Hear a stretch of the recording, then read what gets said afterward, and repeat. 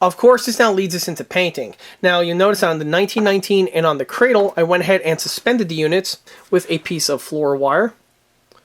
This is done so that I can evenly coat the entire component with paint without having to set it down or have a clamp on a certain section, which will then prevent paint from getting on those areas. This also allows me full access, so I could get literally all around the unit, which will avoid any locations where paint will miss any small little nooks and crannies that are found on these locations. On the 1919, you'll notice that I suspended the wire through the front trunnion section over here, and this is the strongest location on the entire model in order to support its weight for this type of an application.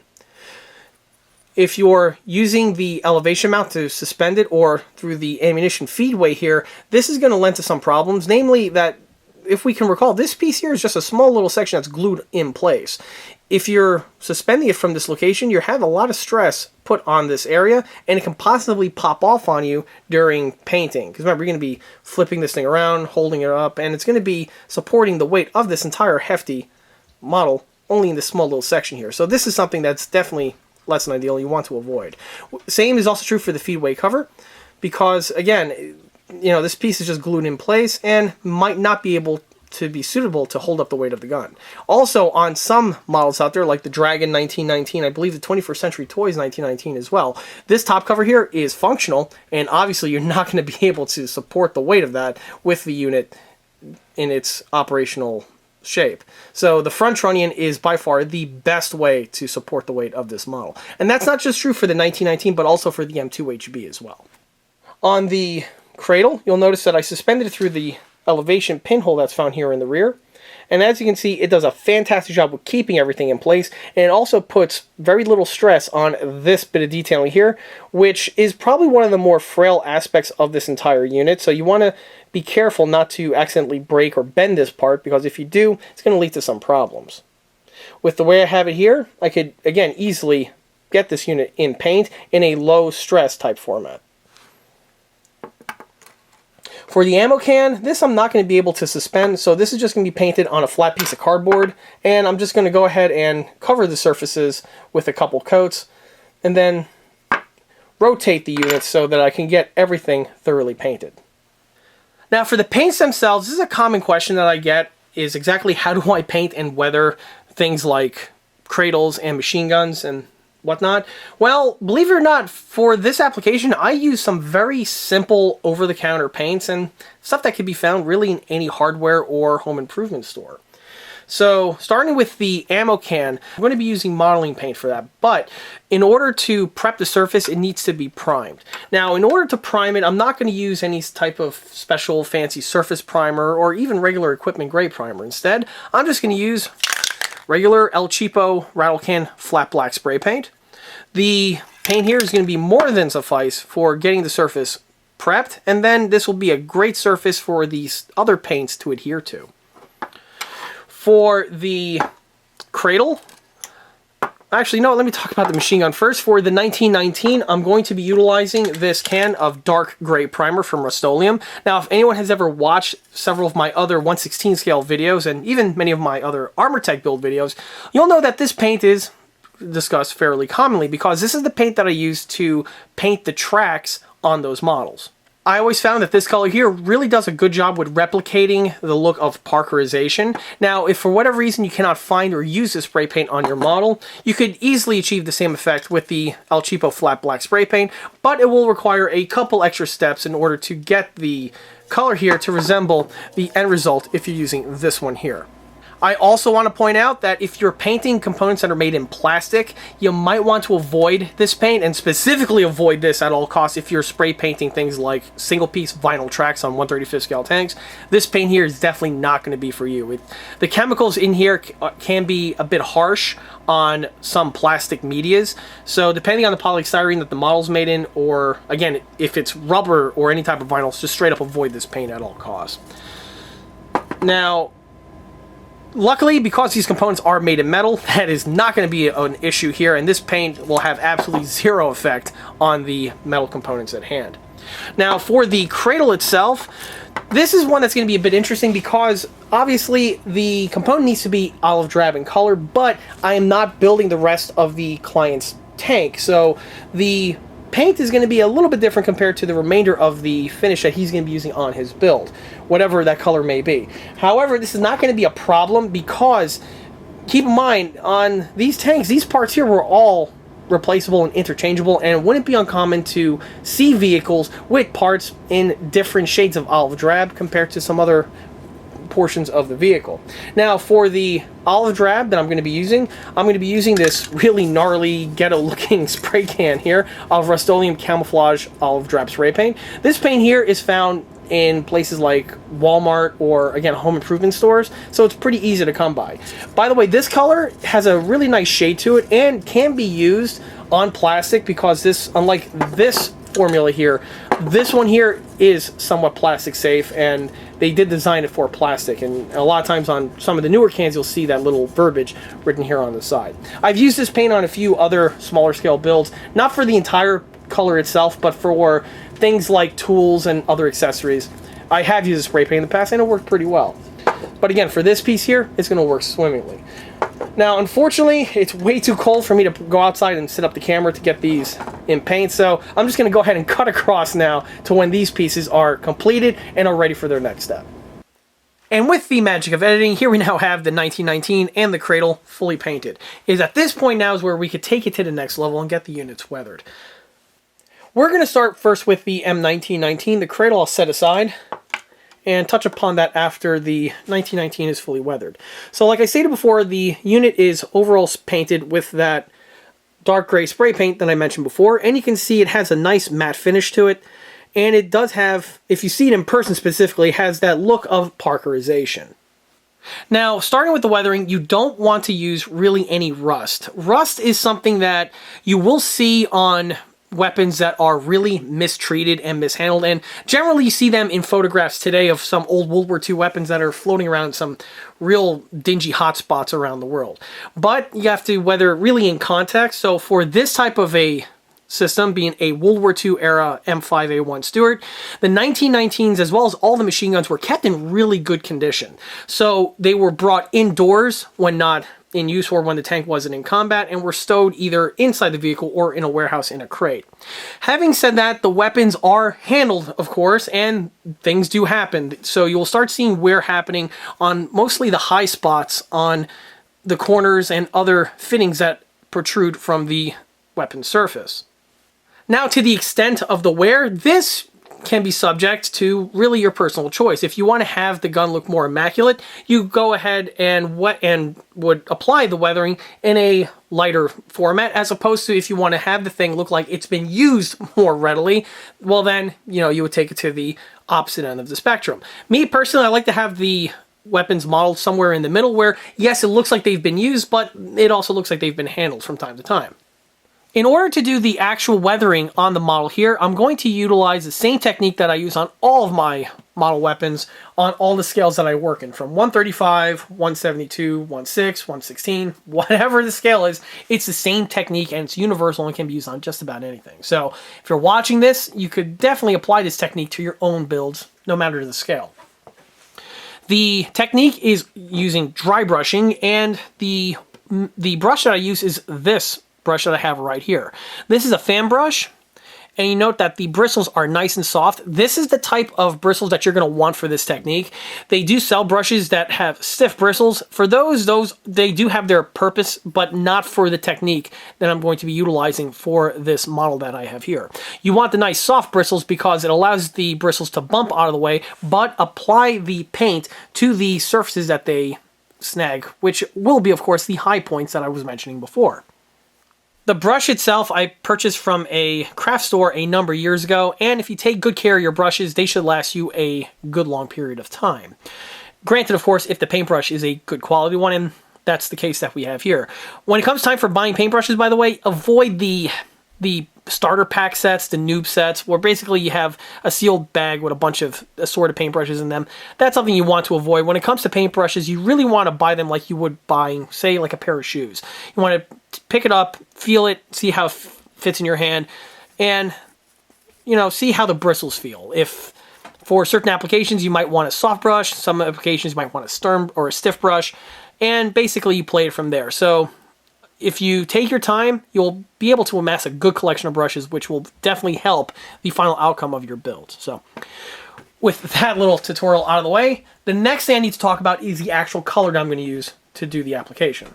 Now for the color that I'm going to use on the brush to weather the model weapon I have here, I am going to use silver, or more specifically, aluminum. And this is something that is really not that hard to find, because the colors that I use aren't any special model colors or anything along those lines. It's just off the can, rattle can spray paints that you could purchase basically anywhere. However, when it comes to buying spray paints, you want to keep some things in mind. First, you don't want to get the super expensive stuff, the stuff that has, bright shining, have the really cool looking caps that are plated. You really don't want to go with that. You want to go with the dullest, simplest, basic can of silver or aluminum paint that you can find. If it has those little speckle, sparkly things in it, it's not going to be good for this application. So you want to avoid that. A lot of times, it's a little tricky, by the way, on finding the right color spray paint. Sometimes I've purchased the wrong can and I've had to return them, or, use them for another project. But basically, you want to find a basic run-of-the-mill color of aluminum. And in the past, it seems like that was more easily done than today. Like, for instance, Walmart a few years ago actually had a really good can of silver aluminum spray paint that was perfect for this application, and I did use that for a number of years. Recent years, they discontinued that color, so I had to look elsewhere. This can here, Krylon, works equally as well. Unfortunately, I don't think this is even in production anymore, and this is an old can with a head that's dead on it. This one here I picked up from my local Ace Hardware, and it does the job, but it's a little bit more shinier compared to the older color that we have here on this can of Krylon. But for this purpose here, it should work just fine. The next thing you're going to need is a color palette, and that could be anything from a fancy artist color palette, or, like I like to use, a piece of scrap wood or cardboard even. And now we're ready to start. So what I'm going to do is I'm going to hold my paintbrush, shake my can of spray paint, make sure it's nice and thoroughly shaken up.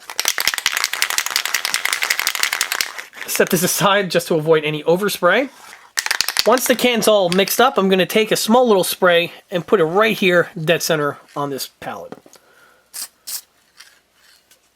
That little circle is really all you need. And then I'm just going to take the brush and I'm going to swirl it around in the paint. At this point here, I'm going to now start rubbing onto the surface. So I'll start here.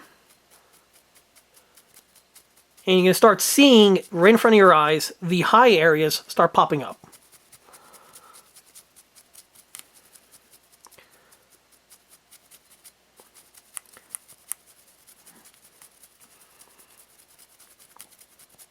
Now, there's a limit to how much you can do this because the paint, as we speak, is currently drying on the brush. And once it hits a certain point, the paint, it's not going to really transfer that well, to which then you just wash out the brush in some paint thinner, dry it up, and then continue with the steps.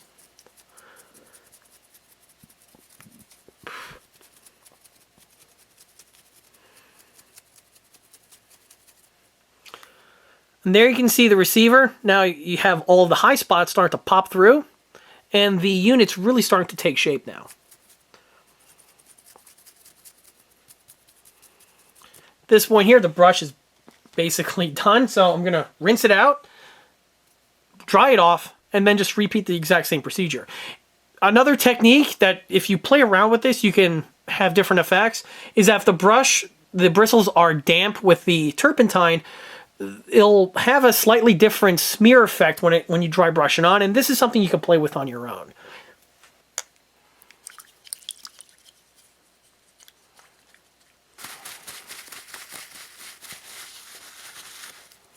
In order to test on how wet or dry the brush is, you could just wipe it here on your hand, and you can instantly tell if it's damp or not. This is the type of thing where really it's all done by feel, and the more you do this, the better you'll get at it.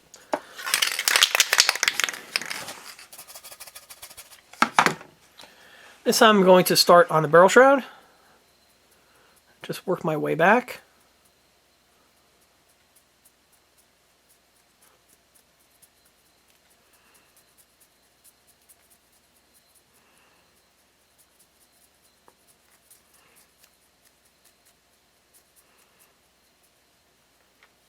You also want to avoid touching the surface, specifically after it's immediately applied, because, you know, the stuff has to dry on the surface. That's basically it. You'll see that the barrel shroud has some nice weathering on it now. And from here, I could just, now that you have a good basis on, you know, your weathering, you can add upon it to make the gun look like it's more heavily worn. And this is when you start using your head on how this thing is actually used and how it's mounted in the mount. Like, for instance, the charging handle, this is always being racked. So this is something that would get worn pretty quickly and very often. The feed tray cover is always closing and opening. So you're going to have a lot of wear on this part as well. And also keep in mind, with the way it's loaded, you can either open up the feed tray to put in the belt, or you can just use a starter tab and yank it through. Either way, you're going to have some kind of contact on these surfaces. Right here where you have the feed paws, obviously you're going to have a lot of wear there because this is where the bolts are entering into the receiver. So just like that. Right here, this is the latch, so this is always getting touched. The leaf side, not so much, but the wings are definitely getting touched and bumped into things. And the pistol grip, that's needless to say, that's always getting touched. So, and if anyone has ever handled a 1919, you'll know that when you hold a pistol grip, one hand is holding it and the other one's typically on top of that buffer tube like that. So you also want to add a little bit of wear on that portion as well. Trigger, that's another obvious thing that's getting touched. And there we go. Oh, and not to mention the front sight. That thing is always snagging into things. I can tell you from personal experience on that one. Which is why it does fold down. But that's neither here nor there. And there we have it. The 1919 is now fully weathered. And at this point here, I can stop. Now again, you could continue weathering it if you want. Me personally, I think we're at a good happy spot. And I can just set it aside and progress now on the cradle. Now the cradle, since this is kept outdoors and is not as well kept as the gun itself, this will show more weathering on it compared to the other unit. Now for this here, I'm actually going to be using some sun fading effects as well as some other dry brushing to replicate the worn out high edges that was, again, similarly done on the gun. So in order to do the sun fading, there are a few washes that you could use.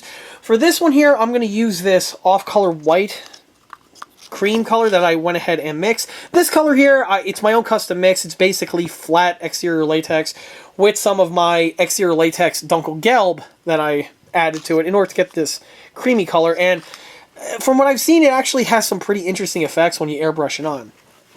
So I'm just going to add a few drops in here. Now it is going to be nice and thinned out with just regular tap water, just because you want to get it onto the object, but you don't want it to be very opaque. You want the opacity to be on the very thin side.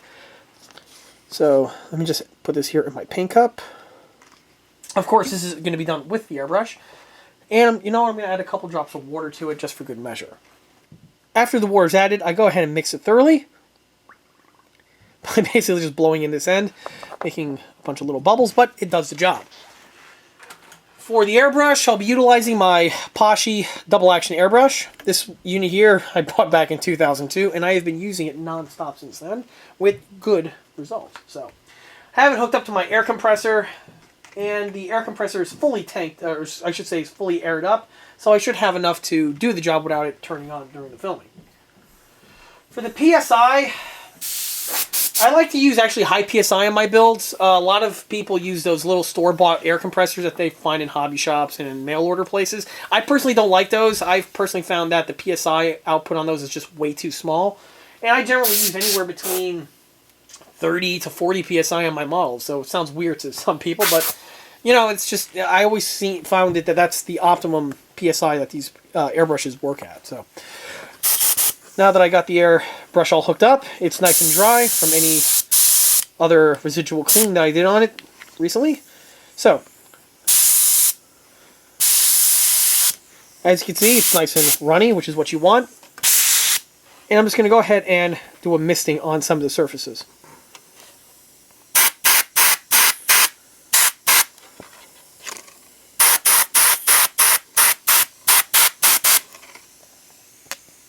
Now, if you notice, I'm just doing it selectively. I'm not just doing an overall covering, just short bursts. Which is great because it gives it a little bit of modulation.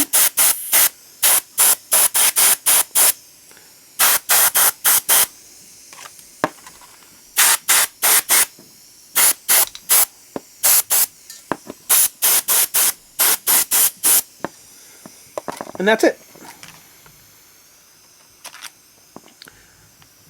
Hopefully it comes out, but you're going to see the piece have a little bit of a lighter shade to it.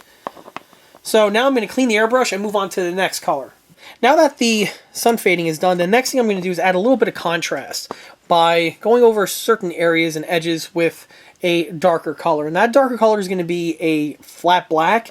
And the flat black I use is this color here, which is, well, it was a bottle of Tamiya Flat Black XF1, but this one here has been heavily diluted with rubbing alcohol. Basically, you know, when I run out of paint, I take the empty bottle, fill it up with alcohol, and that gives me my weathering wash.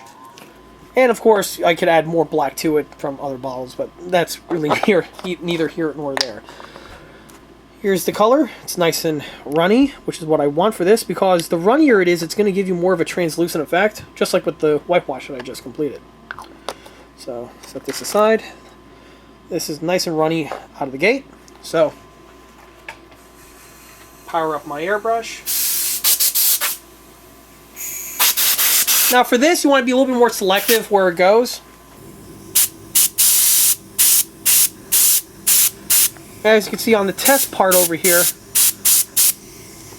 it's nice and soft, which is exactly what I'm looking for.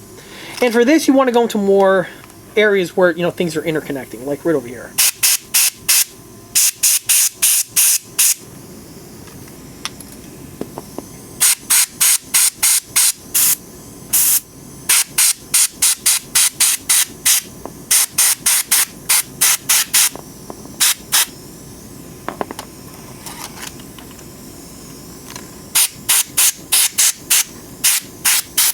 Just basically just go through it and add a little trace here or there.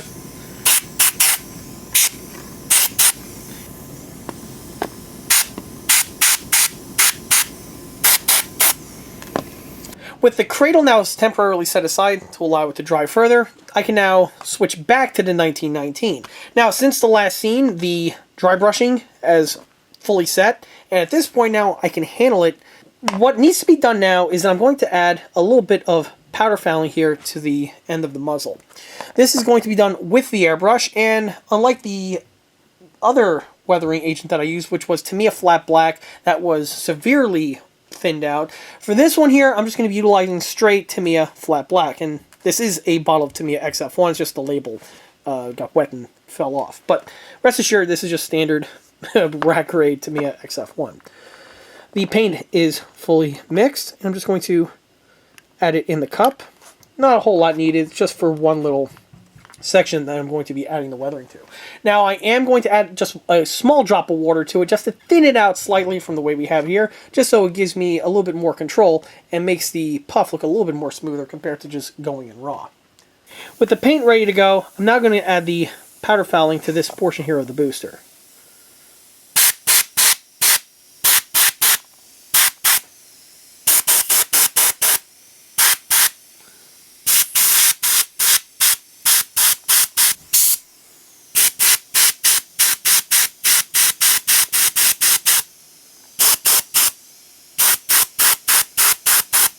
That's basically it. Now, like I frequently mention in these videos, when it comes to powder fouling, I've seen a lot of other builds out there where they overdo it.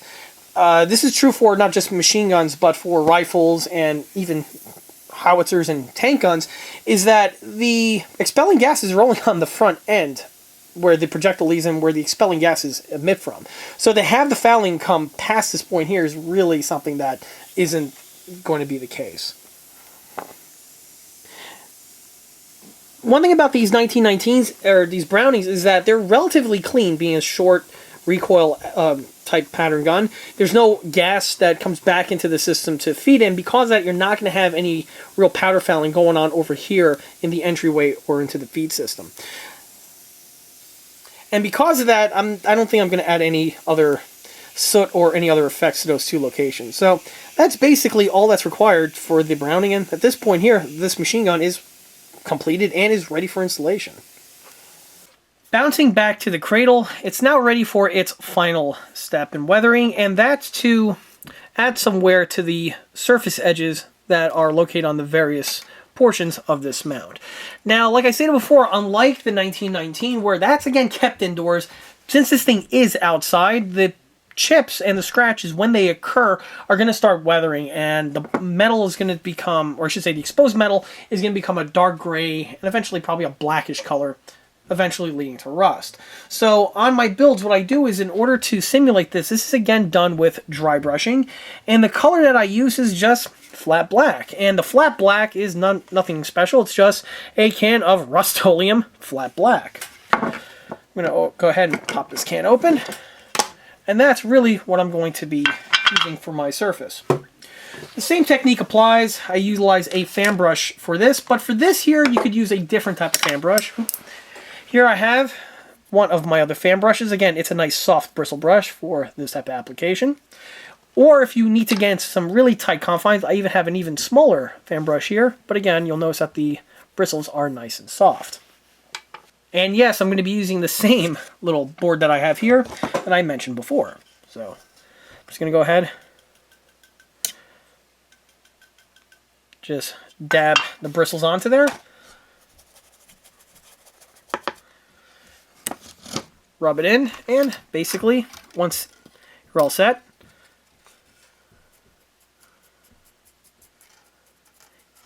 you could start with the weathering process. Once the bristles get dry, you'll notice immediately, because you'll start seeing the paint not, again, applying very well. So just add a couple more dabs and just, repeat the process with the board.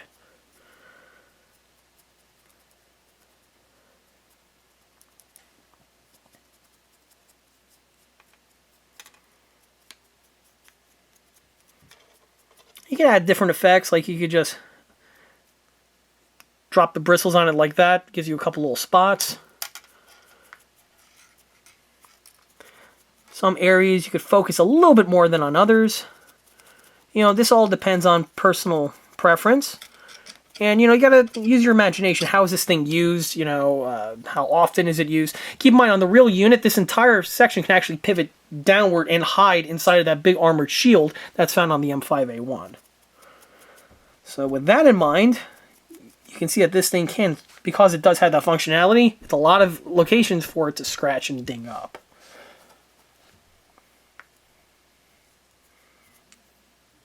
Now, for the sake of argument, let's just say you actually do have too much in one area, like right over here, and you don't want to keep that. Luckily, it's easily removed.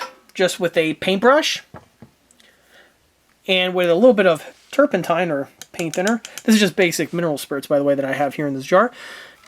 With a wet brush, you could then just literally mop it away and just flare it in to the paintwork. Now, you want to be careful, specifically if you use that Rust-Oleum or that spray paint that I use. The spray paint is soluble with mineral spirits, so the key is to add it onto the location, do your light rub work. You don't want to dig in too much, because you could easily just melt away the paint and lead to some problems. So once you're done and you get the desired look that you're looking for, pull back and just let the material then reset and dry in place. And here you can see that the weathering is completed, and the unit has a lot more pop compared to the way it was originally when I just had the standard base coat added. All three of the layers, namely the sun fading, the modulation from the edging, and the dry brushing, really do seal it all together. Now, at this point here, many people would add a varnish to it. Me personally, I don't really think that's necessary for this. Generally, when I add varnish to my models or lacquer to my models, and increasingly more today, varnish, it's because the model has water slide decals on them. Because this model, or this section here, is not decaled, the addition of the varnish is just unnecessary or required in my opinion. Now, I'm pretty sure at this point in the video, you were expecting me to mount the 1919 to the cradle and call it a day. Well, gotcha, because there's one more element that I still need to add, and that's really the cherry on top, which is the ammo box. Like I stated before, the ammo box found on this version represents the wooden early war ammo can, which is used for the Brownings 1917 and 1919, and you'll see that the unit has been primed with just a can of flat black spray paint. Now, in order to add the color on these wooden ammo cans was USGI olive drab. And when it comes to these ammo cans, there was a specific type of olive drab that was used that looks much different compared to the type of OD used on the tanks themselves. I know it sounds bizarre and wacky, but that seems to be the case. From what I've seen, the best color to replicate that shade of OD is none other than Tamiya Olive Drab XF62. I have that right here in this paint cup, and I'm just going to go ahead and paint the surfaces via the airbrush with this paint. After the base coat of the Tamiya Olive Drab is dry, the unit is now ready to go into its weathering. Now for the weathering, I'm going to first start by adding some contrast by darkening the edges, and just like before, I'm utilizing Tamiya Flat Black. It's been slightly diluted, much along the same lines as what was seen on the two earlier scenes. So here we go.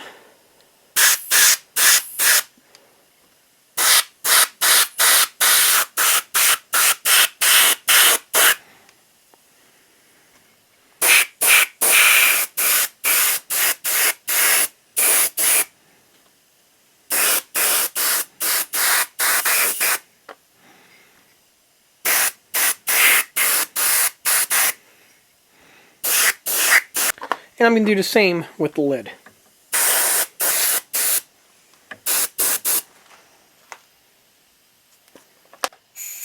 Once the airbrushing is done, the next bit of weathering is all going to be done via the dry brushing. Now, unlike the other units where I went ahead and weathered it with some dry brush black, for this unit here I'm going to use a slightly different type of coloring because, again, of the base material. Like I said before, the original ones were made out of wood. I was looking at some pictures of the real units, and I've seen that there's really two types of colors that you're going to see it coming through the edges when the paint starts chipping. First is a dark reddish brown color, then followed by a lighter color where the wood was chipped even further. So in order to get the first tone, I'm going to go with a reddish coloring, and for that I'm going to utilize Tamiya Flat Brown XF10, and the applicator is going to be the small fan brush that I mentioned before.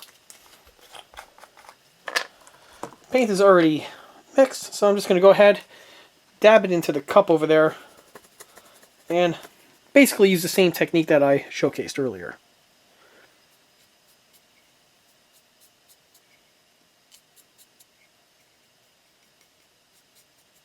And now I'm going to repeat the exact same step, but on the lid.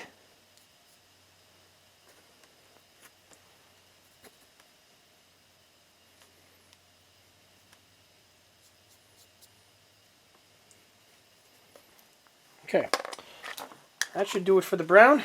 I'm going to wash out the brush and move on to the next layer for the weathering. For the next step, I'm going to utilize that same cream color that I mentioned before on the sun fading on the cradle. So, just going to do the same technique. The brush has been cleaned off, by the way. So, load the brush, then remove the excess. Once I'm happy with the amount removed, I can then go ahead and start with the dry brushing.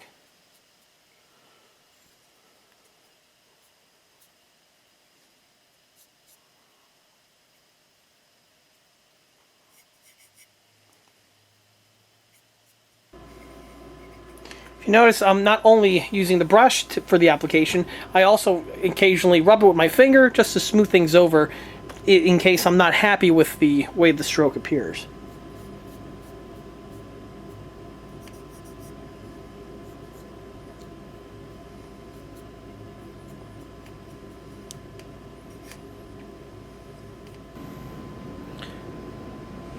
Okay, so now that all the edges are done, The next step is to actually weather the hinge, as well as also to paint the top strap that we have here.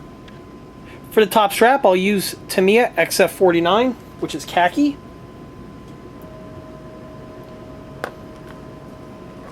And the application is going to be done via a very thin paintbrush.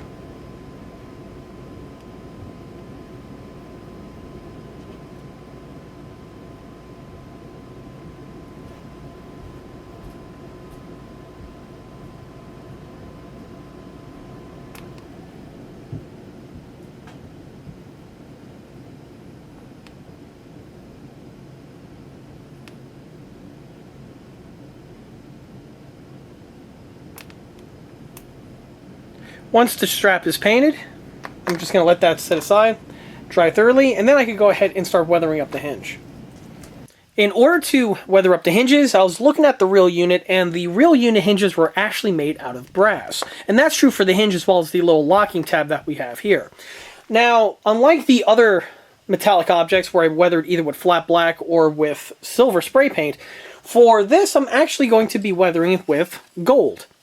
Although gold and brass are obviously two different metals, when it comes to the paint form, however, there are some paints out there that are labeled gold that can easily pass for brass. This paint here is included. This is, again, just a standard can of Ace brand gold spray paint. And I've actually, I believe, used this same paint can in another video that I did a little while ago. So, in order to do this, just like before, I'm going to take a little spray. Put a little dab down. Now for the brush, I'm not going to be using a fan brush for this. This one I'm actually going to be using this straight bristle brush here because it gives me more control in working this very fine surface area as opposed to the broader type weathering that I was using on the other parts. The bristles are still nice and soft, however, and the application and the procedure is still exactly the same. So, then from here, I'm just going to go ahead and rub it onto the surfaces.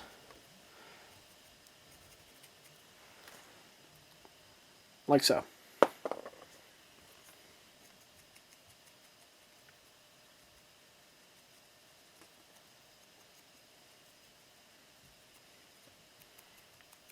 Now for the latch area, that larger brush isn't really going to be able to get in there without causing any collateral damage around the outside perimeter. So I'm going to use this small thinner brush here for the dry brushing, which is generally not a tool that you use for this technique. Let's give it a shot, see how well it works.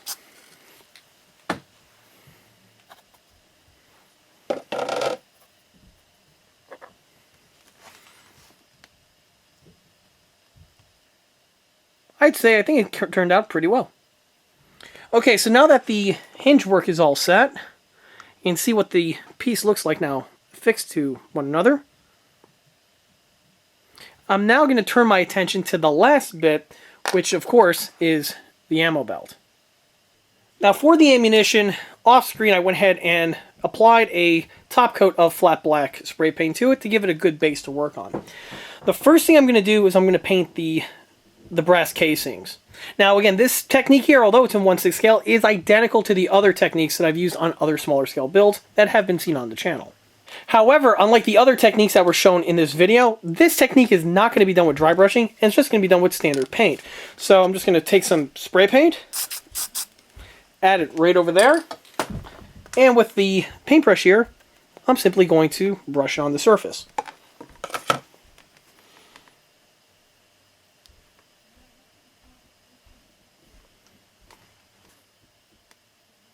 Now, of course, ammunition during the World War II time frame, as well as even today, is brass cased. The US doesn't really use any steel case ammunition. That was more of a Russian thing.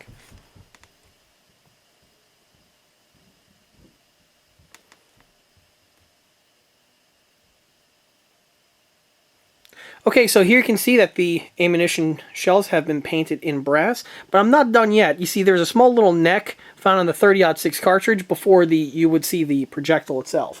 And even with the links in place, you would still see a little bit of that neck found that's brass. Well, after I go ahead and clean out the brush thoroughly and let the gold paint set, it's then time to move on to the next step, which is painting the projectiles. And this is one portion where I've seen on a few other smaller scale builds where people tend to miss. What a lot of individuals tend to do on their models, they just paint the whole ammo belt with their brass or gold coloring, and then they call it a day. And that's really setting yourself short. One real easy way to enhance your standard bolt belt is by painting the projectiles. And of course, if we look at a real bullet, the entire cartridge, of course, the shell casing would be brass, but the projectile itself would be a full metal jacket, which is generally made from copper, specifically with the ball ammo used of the period and even to today. Now, in order to paint the projectiles, in the past I've used copper spray paint from Rust-Oleum or Krylon or whatever, and that does work very well. Or you can just go down to your local hobby shop or craft store and pick up a small little bottle of Tester's copper paint. Of course, this is an enamel, it's a paint thinner based paint, so it's pretty easy to clean up with your paintbrush. So, with the paintbrush thoroughly clean and the paint thoroughly mixed, I'm just going to go ahead and paint just the projectile portions that are found on the ends here of the bullet belt. Now, on a lot of smaller scale builds, the projectiles are molded in with their detailing, so you can make it out through the paint. And if not, you just take your paintbrush and just go right across the front portion, and you're going to get the look that you're needing in order to complete that portion of the paintwork. This bottle of Testers is still pretty new, so the paint just flows directly into place without any problems. Well, as you can see, once the projectiles are painted, the bullet belt is really starting to take shape now. And that now leads us to one of the last bits of detailing that needs to be painted, and that's the belt itself. The belt is integrally molded in. Like I stated before, on the Armorpax kit, the belt replicates the disintegrating link pattern of belt, as opposed to the cloth belt, which was also commonly seen during the war. In order to paint the disintegrating link belt, that's easily done with just a few swipes of flat black. I'm using, again, the Tamiya flat black for this. Once it's on the paintbrush, I could just go ahead and go in here and paint the belt accordingly. Now, you want to take your time on this because you don't want to accidentally nudge off of the bullet belt where it could bleed off into the remainder of the cartridge or onto the projectiles. So, just want to keep on the straight and narrow. Get this done. Now, if you're doing this in 1/35 scale, this is basically accomplished with a single swipe of black paint right down the first 3/4 section of the cartridge, and this will give you the look of the belt. Alright, and now with that ammo belt painted, the bullet belt is basically done. However, there's one more thing I want to add, and this is one thing that you really get to appreciate in 1/6 scale as opposed to the smaller scales. Up until this point, this technique I use on all the other models that I build, but from this point onward is really one that is more difficult to do in the smaller scales, but is more appreciated again in 1/6, and that is with the belt, or I should say with the projectiles themselves. Now yes, the projectiles do have their full metal jackets painted, but if anyone knows machine guns, they'll tell you that the bullet belt was not just comprised of standard ball ammo. In fact, you generally had a mix of AP and tracer, and this was done with a ratio where it was every 4 rounds, or I should say 4 rounds are AP, and the 5th round would be a tracer round. And with the way the US ID'd their ammo, the AP rounds would have a black projectile, or black tipped projectile, and the tracers would have a red tip. And I'm just going to basically paint that with this. And I'm pretty sure right now some people are rolling their eyes at me saying, oh, John, you're a rivet counter, and that's a little overboard. But you know what? Yeah, that's too bad, because that's exactly what I'm going to do. So, if you have a problem with that, well, maybe you should step up your game on your 1/6 scale ammo belts. So, alright, here we go. So I'm basically now just going to count 1, 2, 3, 4, skip 1, and 3. Alright, that should hopefully come through on camera. We have the black tips painted for the AP rounds. Clean the brush out, and now I'm going to paint the tracer. For the tracer rounds, I'm going to utilize Testers Gloss Enamel Red. And again, just a little drop is all that's going to be needed in order to make the tracers. Now, of course, the tracers are going to be on those ones that I skipped, which would be right here, and right here, and I believe there's one more right there. Perfect. I zoom in. Hopefully this comes out on screen. But with that, there you go. The bullet belt is now complete and is now, at this point, ready for installation. Once the ammo belt is fully dry, it's now time to mount it into the ammo can itself. And this is something you also want to pay attention to because you can make a mistake here. The mistake is with the orientation of the part. You don't want to have the ammo box all set up with the ammo belt mounted in reverse. That would just look silly. And the way you tell which way is forward is, well, with this section that we have here. Remember those grooves that I mentioned before and pointed out in the earlier portion of the video? Well, these grooves are here for a purpose, and these grooves are what slide the ammo box onto the ammo can holder that's found here on the side of the cradle. And on the Armorpax set, the piece is actually fully functional.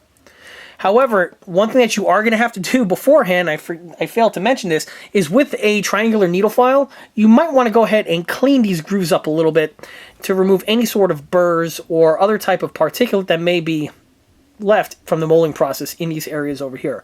And that's specifically true for the two bottom sections because with the way it's molded, there's this little shelf here that blocks the entryway of the ammo can holder. With the square needle file, you just polish it up and down a couple times, and now that should be more than enough to clear these sections out. Obviously, you want to test fit the piece accordingly to make sure that everything is where it needs to be. Once the piece is done, it'll slide directly into place like we have here, and it holds it in a nice, strong format. So with this in mind, you'll know that this is the front portion here of the vehicle, and the ammo would flow in this type of a format. So from here, I'm going to go ahead and just drop the ammo belt directly into place. This may be a little tricky to do once everything is fully painted, but rest assured, I dry fit this earlier, and it goes exactly where it needs to be, just like so. Now right here, or I should say right now, it's only on with just friction. In order to secure it further, I am going to add some drops of CA to it, and I'm going to be using this really fine, thin CA that we have here. And I'm just going to go ahead and add it on the corners over here. And this stuff should just flow into the desired location. And once it sets in a fairly transparent manner and will leave for a nice seamless look. So now that the pieces are glued in place, the ammo can is completed and is at this point here where you have an option how to display your piece. You can either have it in the closed state like I have here, or you can have it in the open state like I have here. Me personally, if it was my vehicle, I would have the ammo box with the ammunition being displayed. But I'm going to leave this up to the customer who gets the tank, or I should say who gets the machine gun in the mail, because another thing is that it's kind of difficult to ship this unit with it in the open state because it does add some fragility to it. But if he wants to have it displayed, you just add a little drop of glue and position it to the way you see here, and you're good to go. Of course, when the ammo box is done, and when you're done poorly mimicking the scene from Death Wish 3, where you have two action figures that look absolutely nothing like the late great Charles Bronson or that other guy whose name's not really important, it's then time to take the 1919, the ammo can, as well as the cradle, and get them ready for their final assembly. Well, without further ado, I'm going to go ahead and start the final assembly. However, before I do, I want to point out the two pins that we have here. This pin is the original kit supplied one, and this other pin here is a new replacement. This pin replaces the original kit supplied unit that's used to pin the front portion of the trunnion to the cradle. The kit part can be used, but will require, I found, a little bit more hand fitting in order to get the part to lock in a nice streamlined manner. And honestly, with the amount of work it would take to do that, it was simpler for me just to replace it outright with a panel board nail that was trimmed to the size that we have here. So, with that out of the way, let's go ahead and start the final assembly.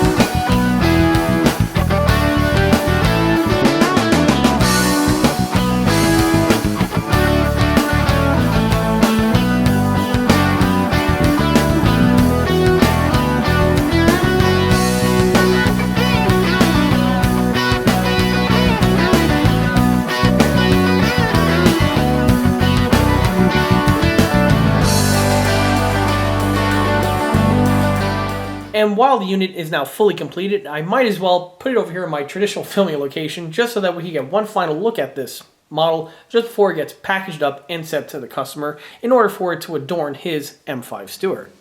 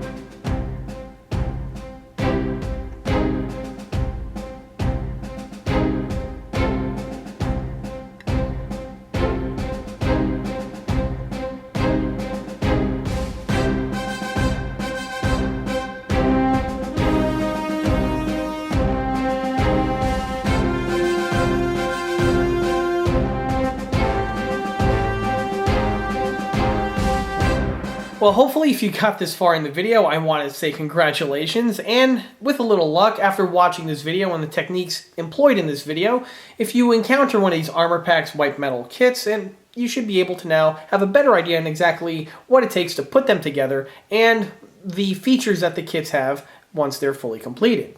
And to add upon that, if you ever encounter a similar painting situation on any other scale model, machine gun, or weapon component, hopefully this video here will give you some ideas on exactly how the units get painted, weathered, and also some other small things to keep in mind and watch out for. And well, that's basically a wrap, both figuratively and literally. You see, after the filming of this, I'm going to partially disassemble the unit by removing the ammo box and removing the ammo box lid, carefully bubble wrapping everything that I just mentioned in order so I could ship it off to the customer. However, in order to do that, I have to first put an end to this video. So let me go ahead and sign off, and I just want to say, if you like this video, be sure to subscribe to this channel, where it's a great way to keep up to date on new posted content, being 1/6 scale model tutorial videos like this setup that I have over here, or the other more traditional 1/6 scale project update videos, as well as smaller scale model showcase videos that are commonly posted to this channel. Another way to keep in the loop of new posted content is by liking us on Facebook. There, I have more photographs of this particular build, as well as the other smaller and larger scale builds that are showcased on this channel. Furthermore, don't forget to swing by eastcoastarmory.com for more 1/6 and 1/16 scale builds and detail components. Thanks again, guys. 2020 has been rough, but at least we're done with it altogether. See you on the next one in 2021.